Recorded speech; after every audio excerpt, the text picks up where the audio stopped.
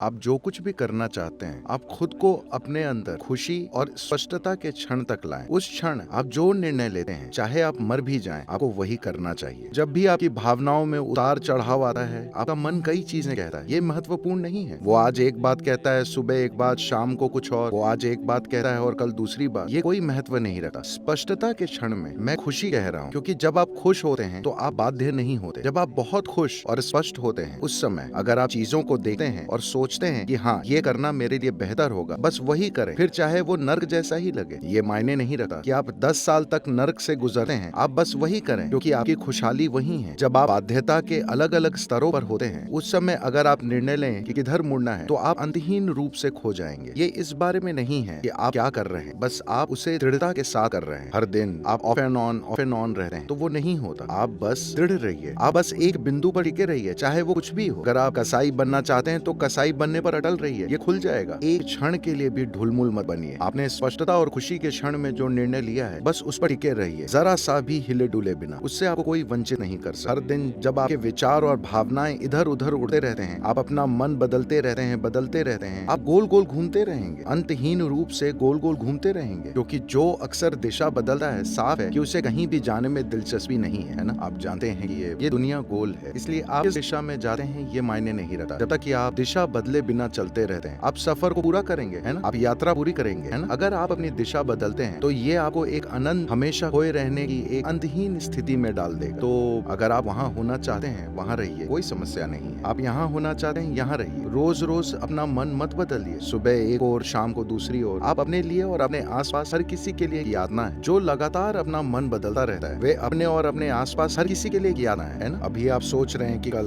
मैं अपना योग करूंगा, कल सुबह 5 बजे सुनते हैं, मैं रोज उसे सुनता हूँ। मुझे नहीं पता कि आप में से कितने लोग उसे सुनते हैं। जैसे ही वो डोंग होता है, शायद हमें ड्रम बजाना चाहिए, फिर आपका शरीर कह रहा है भाड़ में जाए ये योग, मैं बस ये चाह। वो बदलता रहता है, प्राथमिकताएं बदलती रहती। जीने का एक और तरीका है, जहाँ आपके जीवन की सबसे बड़ी खुशियाँ, आपके जीवन के सबसे बड़े सुख ऐसे लगेंगे जैसे एक चींटी के सुख की तरह लगेंगे। ये जीव इसमें सक्षम है। जब बात शरीर और दिमाग की आती है, तो हम सभी अलग रूप में सक्षम। 2 शरीर बराबर सक्षम नहीं होते, नहीं 2 दिमाग बराबर सक्षम होते हैं। लेकिन जब इस जीव की बात आती है, तो हर जीव बराबर सक्षम है अपने भीतर अस्तित्व को समेटने में। वैज्ञानिक कहते हैं कि ये लगातार फैल रहा है, उसे कैसे समेटना है, यही सारी सुंदरता है। That which is endless, that which is eternal. जो अंतहीन है, शाश्वत है, जो असीम है और जो लगातार फैल रहा है, उसे इस जीव में समेटा जा सकता। इस मामले में 2 जीव अलग अलग क्षमतावान नहीं होते, हर जीव बराबर सक्षम होता। ऐसा इसलिए नहीं होता क्योंकि आप दिशा बदलते रहते हैं। जब भी आपको एक छोटा सा कोना मिलता है जो आरामदेह है, आप वहीं रहने की कोशिश कर रहे हैं। इस सभ्य होने की कोशिश ने आध्यात्मिक प्रक्रिया को बहुत बड़ा नुकसान पहुंचाया है। ये जरूरी नहीं है, मगर मैं कहना चाहूंगा, क्योंकि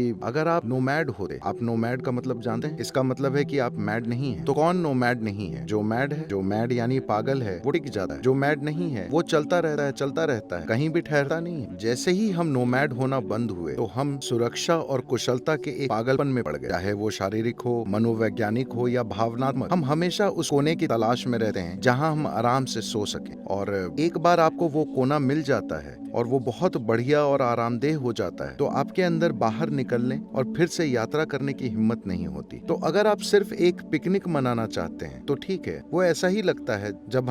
अगर आप वेलंगरी पहाड़ की चढ़ाई करना चाहते हैं, तो आपको एक निश्चित दूरी तक चढ़ाई करनी पड़ती है, जहां आपके घुटने चटक रहे होंगे और आपकी सांस भाप के इंजन की तरह लग रही होगी, You know, a steam locomotive. फश फुश चल रही होगी। फिर आप चारों ओर देखते हैं और बांस, खूबसूरत चट्टाने, आपके आसपास के बांस और सब कुछ बहुत शानदार लगता है। घाटी इतनी सुंदर है। What is the purpose? एक और कदम उठाने का मकसद क्या है? ये शानदार है, बस आपका दिमाग आपसे कहता है बस यही है। मैं जगह की सुंदरता पर सवाल नहीं उठा रहा हूँ, मैं वहाँ मौजूद होने के सुख पर सवाल नहीं उठा रहा हूँ। मगर अभी ये तर्क आया है, ये नया तर्क आपके अंदर आया है, सिर्फ इसलिए क्योंकि आपके फेफड़े एक स्टीम इंजन की तरह काम कर रहे हैं और आपके पैर एक जंग लगी बैलगाड़ी की तरह आवाज कर रहे हैं। तो नया तर्क आएगा। क्या आप देखते हैं कि हर बार आप जिन अलग अलग स्थितियों में पड़ते हैं, सुविधा या असुविधा की अलग अलग अवस्थाओं में पड़ते हैं, तो आप एक नया तर्क गढ़ लेते हैं। क्या आपने इस पर ध्यान दिया है? जैसा कि कहा जाता है, जब आप छात्र होते हैं तो हर कोई कम्युनिस्ट होता है। जैसे ही आपकी शिक्षा पूरी होती है और आपको नौकरी मिलती है आप समाजवादी बन जाते हैं, और शादी होते ही आप पूंजीवादी हो जाते हैं। आपकी नई स्थितियों, सुविधा या असुविधा के अलग अलग स्तरों के अनुसार स्तर के नए स्तर आएंगे। तो ऐसा होता रहता है। इसलिए स्पष्टता और खुशी के एक क्षण में जब आप वहाँ मौजूद होते हैं, आप किसी चीज को देखते हैं जिसमें आपको अपना कल्याण दिखता है, आप उस पर डटे रहिए। कल आपको वो भयानक लगे, कोई फर्क नहीं पड़ता, आप उस पर डटे रहिए। वो नर्क जैसा महसूस हो, आप उस पर डटे रहिए। यही खुशहाली है। अगर आप दिशा बदलते रहेंगे तो कहीं नहीं पहुंचेंगे।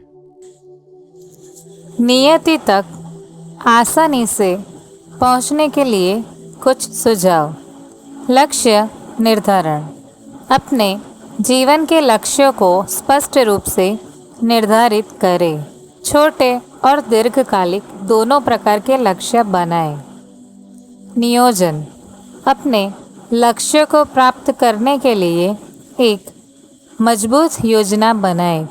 योजना में छोटे छोटे चरण शामिल करें ताकि आप निरंतर प्रगति कर सकें। समय प्रबंधन। अपने समय का सही प्रबंधन करें। प्राथमिकताएं तय करें और उन पर ध्यान केंद्रित करें जो आपके लक्ष्यों के लिए महत्वपूर्ण है। स्वयं को प्रेरित करें। स्वयं को प्रेरित और सकारात्मक बनाए रखें। प्रेरक उद्धरण पढ़ें। आत्मविश्वास बढ़ाएं और अपनी प्रगति को नोट करें। निरंतर सीखते रहें। नए कौशल और ज्ञान प्राप्त करते रहें। आपके क्षेत्र में क्या नया हो रहा है उसके बारे में जानकारी रखें और अपने आप को अपडेटेड रखें। स्वास्थ्य का ध्यान रखें। अच्छा स्वास्थ्य एक सफल जीवन की कुंजी है। नियमित व्यायाम, संतुलित आहार और पर्याप्त नींद पर ध्यान दें। समर्पण और धैर्य। अपने लक्ष्य के प्रति समर्पित रहें और धैर्य रखें। कभी कभी सफल होने में समय लगता है, इसलिए निराश न हो। नेटवर्किंग। अपने क्षेत्र के लोगों से मिलें और नेटवर्किंग करें। सही मार्गदर्शन और समर्थन पाने के लिए अच्छे संपर्क बनाएं। फीडबैक लें। अपनी प्रगति का आकलन करें और सुधार के लिए फीडबैक लें। अपने प्रयासों को सुधारने के लिए आवश्यक बदलाव करें। लचीलापन। परिस्थितियों के अनुसार लचीला बने। यदि आपकी योजनाएं काम नहीं कर रही है तो उनमें बदलाव करने से न डरें। इन सुझावों का पालन करके आप अपने लक्ष्य को अधिक प्रभावी और आसान तरीके से प्राप्त कर सकते हैं। हमेशा याद रखें कि आपकी सफलता आपके हाथ में है।